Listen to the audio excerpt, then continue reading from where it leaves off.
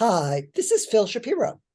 I work at the Takoma Park Maryland Library, and one of our frequent new visitors is Muqit Hasan, who I found out works in the technology field. So since I work in technology, I got very interested. I said, maybe I can learn something from this person.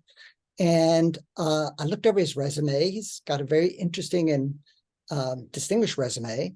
So Muqit, what brought you here to the United States to study technology? Hi, Phil. Good afternoon. Thank you for having me. Coming to United States was always a childhood dream of mine. So I came from a country called Bangladesh. It was always a childhood dream for me to come to United States and do some kind of technology course. So right after my graduation in electronics and telecommunication engineering, I found a course in a university called Rivier University, which is in Nashville, New Hampshire.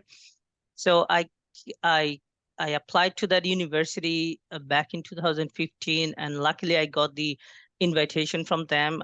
I got into a subject called computer information system, and I went there for my master's degree. So because of my childhood dream, and I also had some friends and family who were living in United States, so that the whole situation actually made it easy for me. And it must have been somewhat of a change to go from Bangladesh to New Hampshire, right? Oh yes, absolutely. The funny thing I can share it with you is the amount of snow I faced for the first time in my life in New Hampshire. So in Bangladesh, I never saw any snow in my life, but when I went to New Hampshire, it was just snowing and it was kept on going and going and going. So it was a very overwhelming experience for me, I would say. You had to adapt kind of quickly because everybody else is treating it as just normal. And for you, you have to figure out how to dress warmly. And there's always, Absolutely. there's always with snow, there's snow and ice, you can always slip and fall and hurt yourself if you're not careful. Right, Uh, absolutely. So I can remember, I can share one story with you quickly. yeah, So tell me. the first day when I went to my university, I was just wearing a normal pants. I thought, okay, so only a heavy jacket will be fine for me. So I didn't think about the lower part of my body. Okay. So so I was so cold the whole time while I was going to my university for the first time and while I was coming back from the university. And then from the next day, I promised to myself that now I'm going to be like a zombie or something before I go to university. And I'm going to wear as much as clothes as possible. Were you wearing short pants? You were wearing shorts or full? Oh no, it wasn't not a short pants, but it was like a pant, very thin pants. So Very I thin. mean, Right. Okay. yeah, it was like a casual, regular pant. Got it. Got it. Uh, yeah. Interesting. Okay, good. Now, I'm curious, what do you find most satisfying working in the technology field? I love going to work in technology. For me, it's a very satisfying kind of job. What do you find satisfying with it? So Phil, I work in the quality assurance field. I am actually a software tester, not a developer. So the most satisfied thing is as a tester, we can actually anticipate the feedback which is a client going to give us after seeing the software project and test the software based on that. Uh, Usually, most of the time, we use the requirements come through the client, but at the same time, we do some functional testing like, non-functional testing like load, stress, and boundary testing in order to deliver the best quality product.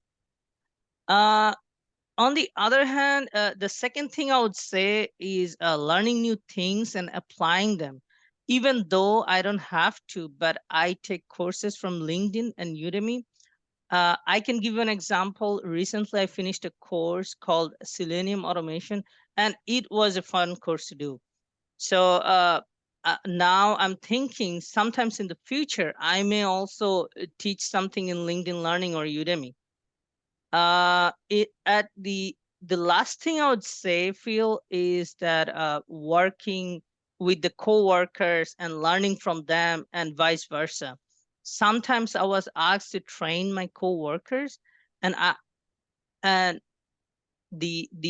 overall, I would say I have been very lucky in my work, and I find my work is very satisfying and meaningful. I love tech because, every day at work, it's like you're trying to figure out new puzzles. And Right.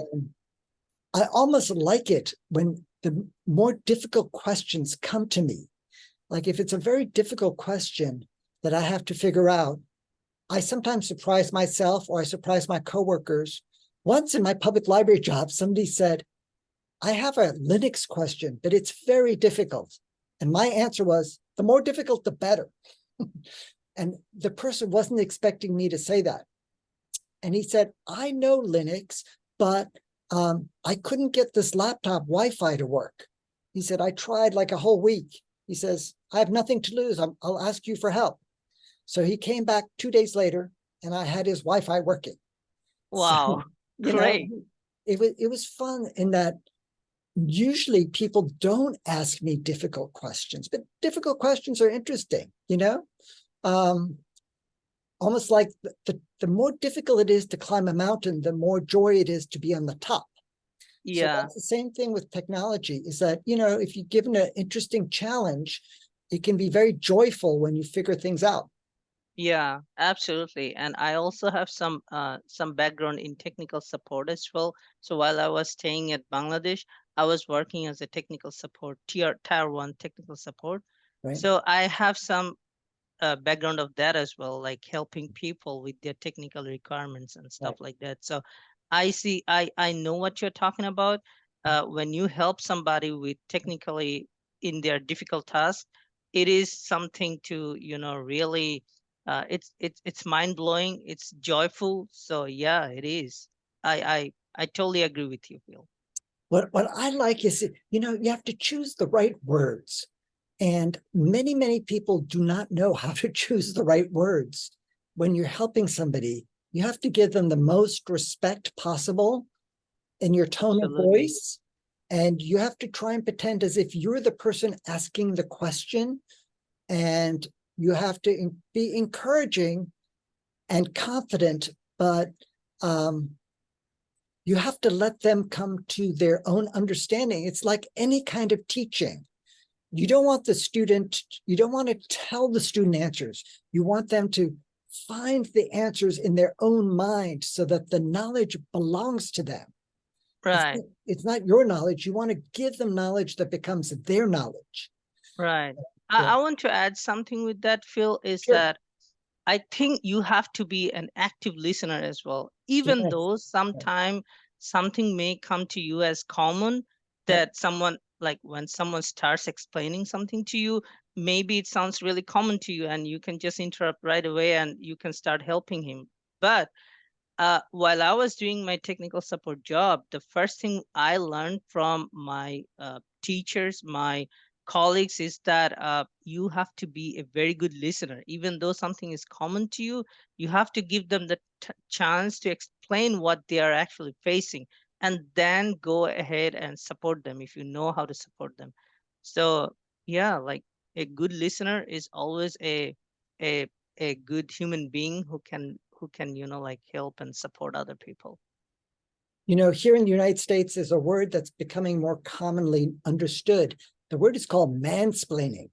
And mansplaining is when a person who's a male becomes arrogant when they're explaining something and they lose their humility. And it's a bad thing, like if you're mansplaining. So I try in my day to minimize my mansplaining, but it's something that's difficult to overcome. You have to fight. You have to fight it to become not a mansplainer, to have Mm-hmm. some humility in your communication style and Right. give respect to other people. So it's an art, the art of communication that way. Very interesting. Right. Well, Right. I'm so glad you had a chance to talk with you about your work in technology. I look forward for you to visit the library again, and we'll chat more about technology next time you visit. Absolutely, Phil. And thank you again for having me today. I hope you have a wonderful rest of your day. Thank Thanks. you. Bye. Bye bye.